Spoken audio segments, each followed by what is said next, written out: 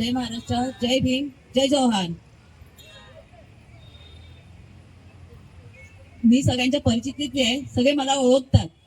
पण काही थोड्याशा कारणामुळे या आपल्या सावकाराला कंटाळून मी थोडी नाराज होऊन मी शिंदे गटात प्रवेश केलेला. पण आता तुमच्या प्रेमापोटी आणि माझा भाऊ जितेंद्र वळवी ह्याच्या प्रेमाखातीर मी परत माझ्या मायदेशी परत आले. आणि जसं सुनील कुंभरे साहेबांनी सांगितलं, ते पण माझे भाऊच आहेत. आता त्यांना मी भाऊ सांगणार, कुंभरे साहेब नाही सांगणार.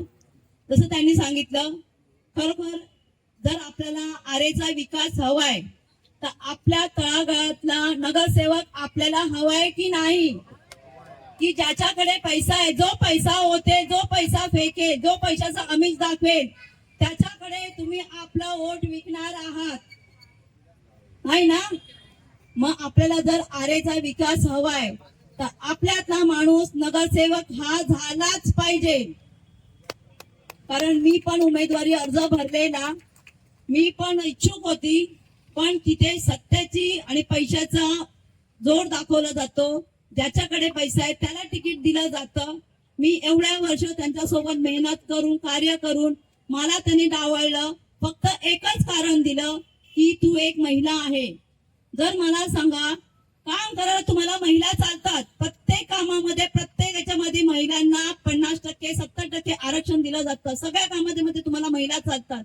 मग जर पक्षाचं तिकीट देण्यासाठी, नगरसेवक होण्यासाठी महिला का चालत नाही? इथे महिलाचं काही हे नाहीये. तुमच्या बाकी घराण्यात तुमच्या महिला चालतात. तुम्ही खासदार झालात, तुमच्या मिसेसला, तुमच्या बायकोला तुम्ही जर आमदारकीचं तिकीट देऊ शकता, तर एखाद्या साधारण आदिवासी महिलेला तुम्ही नगरसेवकचं तिकीट का देऊ शकत नाही? कारण याचा अर्थ की इथे शिंदे गटामध्ये फक्त पैसा आणि पैसा बोलला जातो. पैशाने सगळं काही विकत घेतात. आणि आता पण त्यांनी तेच केलं, पैसा देऊन तिकीट विकले गेले आहेत ते सगळे.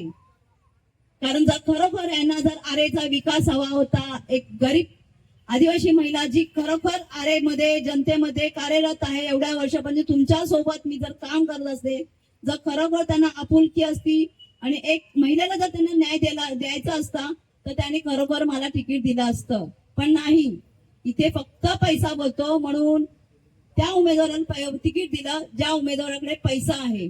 आणि मला सांगा, तो उमेदवार आपल्यातला नाही, तो उमेदवार आहे जोगेश्वरीचा.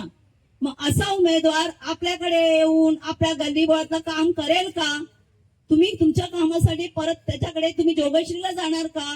तुम्हाला काही काम असलं, लेटर हवं या पोलीस स्टेशनचा, आपला हॉस्पिटलचं काम असेल तर तुम्ही कुठे जाणार? जोगेश्वरीला. प्रत्येक काम आपल्याला जोगेश्वरीला जाऊन करावं लागतं. मला सांगा, आपल्याला जोगेश्वरीला जायला किती लांब पडतं? महिला आपल्या रात्रीच्या अपरात्रीला जर त्यांना काही मदत लागली तर तुम्ही आरेतल्या नगरसेवककडे तुम्ही जाणार की तुम्ही जोगेश्वरीच्या नगरसेवककडे जाणार? आरेतल्याच ना. मग आता हे तुम्हाला कळलं पाहिजे, तुम्हाला समजलं पाहिजे आपल्याला नगरसेवक कसा हवाय.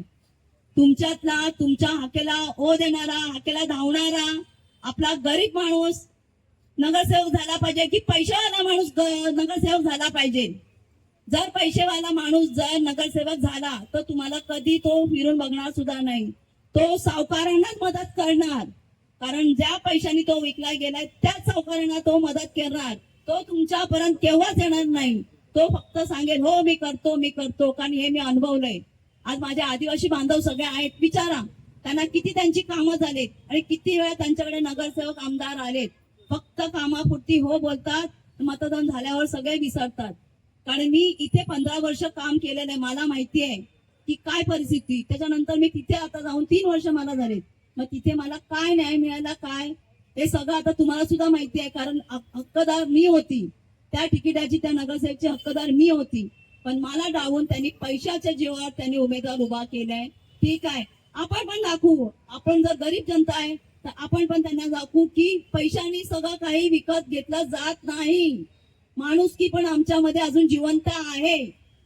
मग तुम्ही ह्या इलेक्शनला, त्या वोटिंगला आपल्या जीवाभावाचा, आपल्या तळागाळाचा नगरसेवक निवडून देणार की नाही? तो कोण आहे? जितेंद्र वळवी. येत्या मतदानात 15 जानेवारीला आपण भरघोस मतांनी त्याला निवडून देऊ आणि विजय आपलाच. तिथे